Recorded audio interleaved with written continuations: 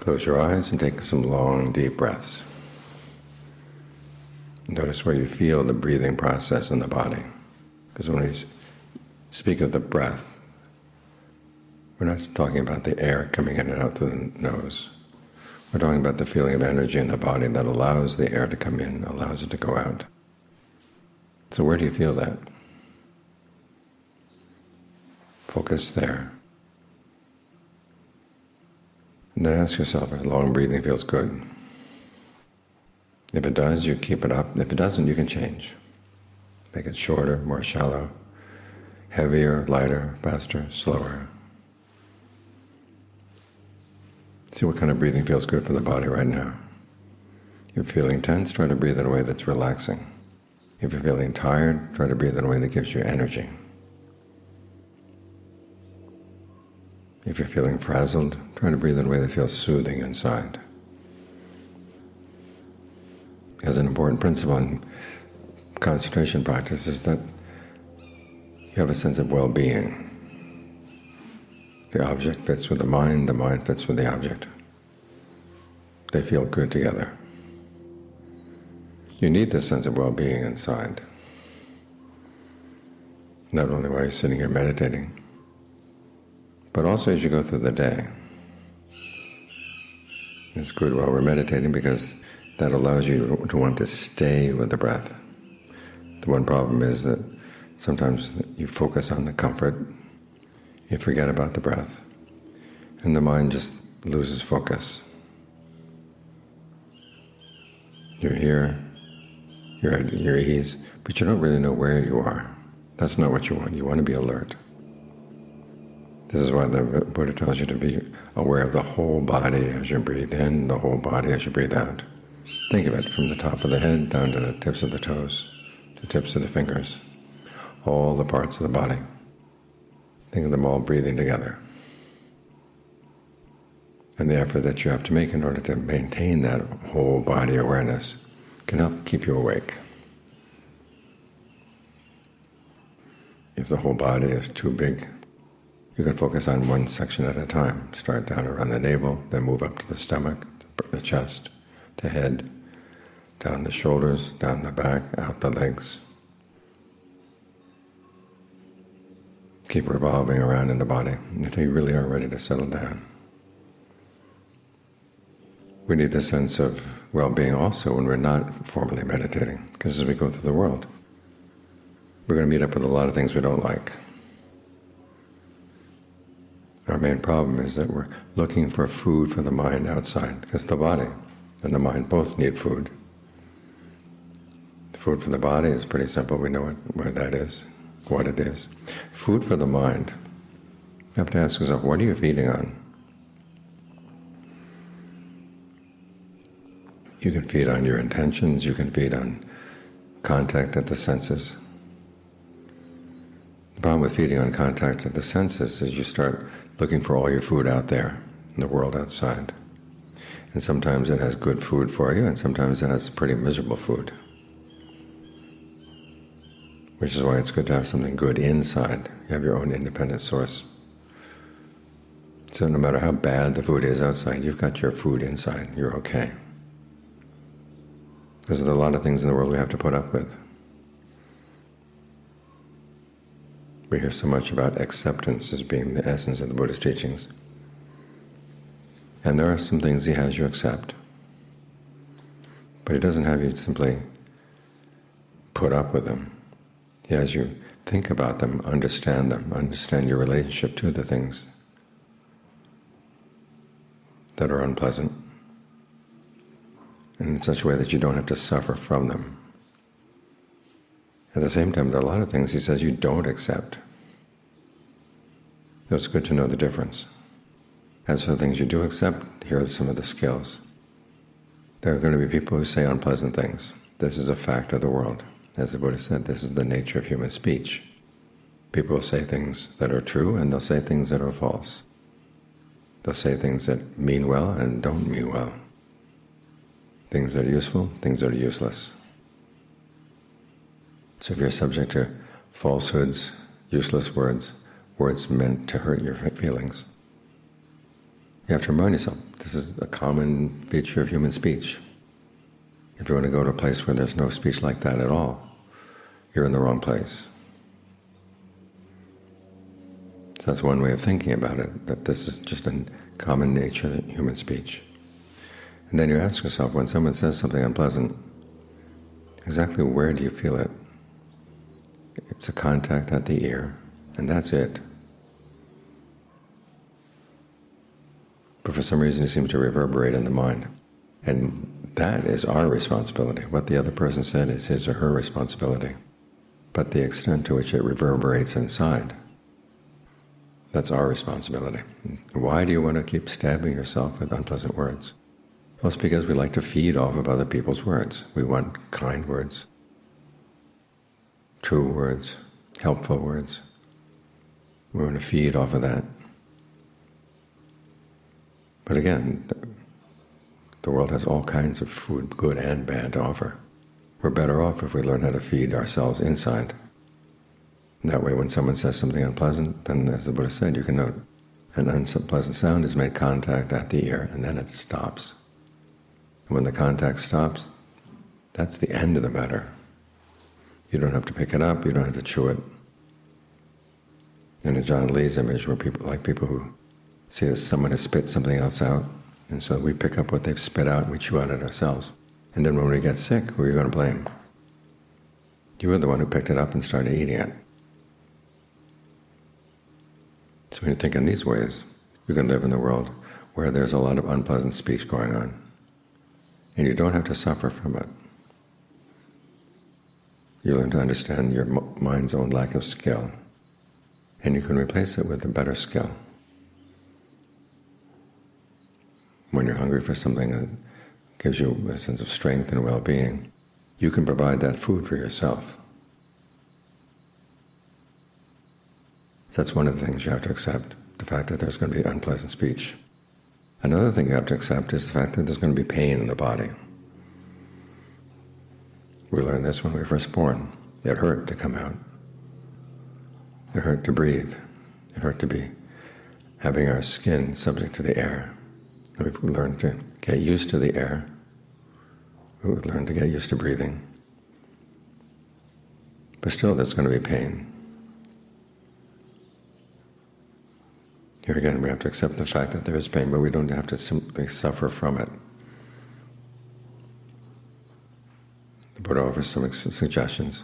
When there's pain in the body, it doesn't have to fill the whole body. We tend to focus on the places that are painful, and we begin to neglect the places that can be made comfortable. And one of the ways you can deal with pain first is to find a sense of comfort someplace else in the body. Focus on that. Learn how to maintain that by the way you breathe. So here again, getting in touch with your breath, learning how to create a sense of well-being with the breath is going to be helpful. That way you don't feel so totally invaded by the pain or overcome by the pain. Now when you come from a sense of well-being, you can think of that good breath energy spreading through the pain. See what that does. Because sometimes one of the worst parts of the pain is the fact that we tense up around it. And there are times when we've tensed up around the pain, the actual causes for the pain are gone, but the tension is still there. So see if you can breathe through the tension.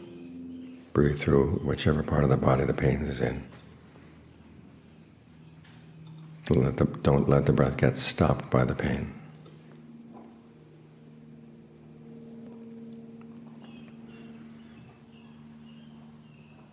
And then when you're ready, you can start looking into the pain itself. And again, it's a matter of asking yourself how you think about the pain, what perceptions you have about the pain. It's the same as when we're dealing with unpleasant words. It's your perception that you feed on, the stories you build up around it. Those are the things that make the mind suffer, and the same way with the pain. The images you hold in mind about the pain, you can think of it as being a big block, or you can think about it as being individual moments of pain that come and go. And when they come, you can think of them not coming at you, but going away from you. See what that perception does. In both cases, you begin to realize the power of your perceptions to make you suffer or not make you suffer. This is an important aspect of wisdom, discernment, that you can be with things that would ordinarily make you suffer, but you don't have to suffer. After all, arahants live in this world. They have bodies that have pains. They live in a world where people can say unpleasant things about them, but they've learned how not to suffer from those things. And part of their skill is learning how to get the mind quiet. Another part is learning how to investigate the way they talk to themselves about those unpleasant things, and to train themselves to talk about it in new ways, to hold new perceptions in mind. That's an aspect of wisdom and discernment. Because as we train our minds, we need both the stillness that comes from concentration and the insight that comes from discernment. The stillness allows us to see things that we wouldn't have seen if we just tried to analyze things. And the analysis allows us to understand connections that we might not have seen if we just tried to be still. Both sides you need to understand what's going on and to learn how not to suffer from it. So those are some of the things you have to accept in this world. When you realize that you've made mistakes in the past, you've harmed yourself, you've harmed other people, it's the same sort of thing. You have to accept that yes, you did that, and yes, it was harmful. But you also have to realize that getting tied up in remorse is not going to solve the problem. You just tell yourself, that was not right, I want never to make that mistake again. And then spread lots of goodwill. Goodwill to yourself, so you don't beat yourself up. Goodwill for others, the people you've harmed and other people in general. To remind yourself that you really don't want to harm other people. You want to be careful about your actions. Here again, you have to accept things that are unpleasant. Remember, you have your own mistakes. But you learn how not to suffer from them. You focus on the future. You realize everybody makes mistakes. The important thing is whether you're going to learn from them.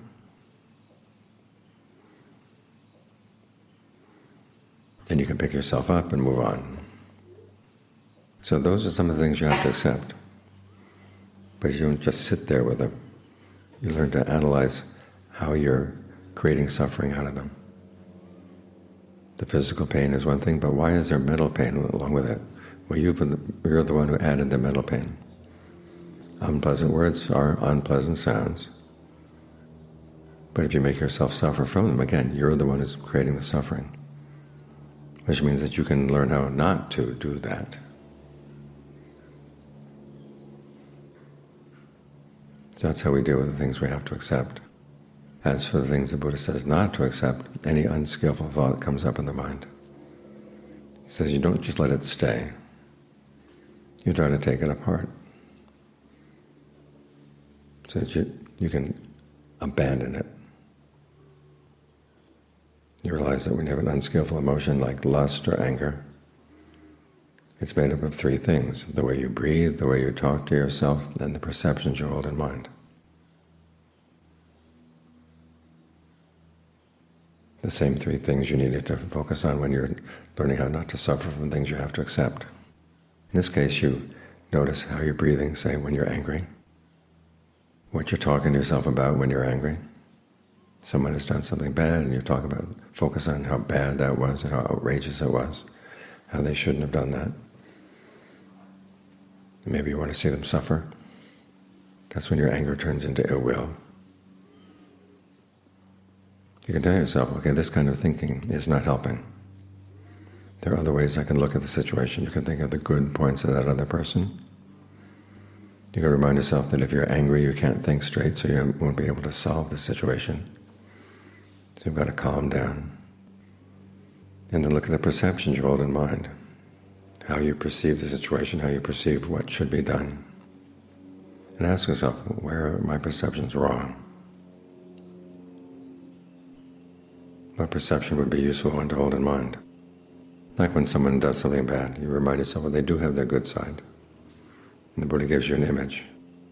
You're walking through the desert, you're hot, tired, trembling with thirst. You come across some water in a cow's footprint. Now you know if you tried to scoop that water up with your hand, it would get muddy. You couldn't drink it. So what do you have to do? You have to get down on all fours and slurp it up. It may seem to be a demeaning posture, but that's what you have to do.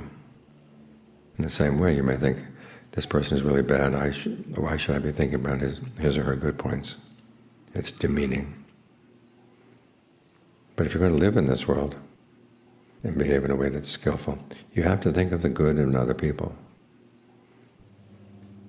That's your motivation for wanting to do good for them, to treat them well, and to have some compassion for them. Now, compassion doesn't mean simply letting them do what they want to do. Sometimes it means stopping their unskillful behavior. But if you're going to do that effectively, you have to come from a position of goodwill. So you take apart your unskillful emotion in terms of how you're breathing, how you're talking to yourself, the perceptions you hold in mind. And then you put together a more skillful state. So don't just accept the anger. You accept the fact that it's there, but you also accept the fact that you can do something about it.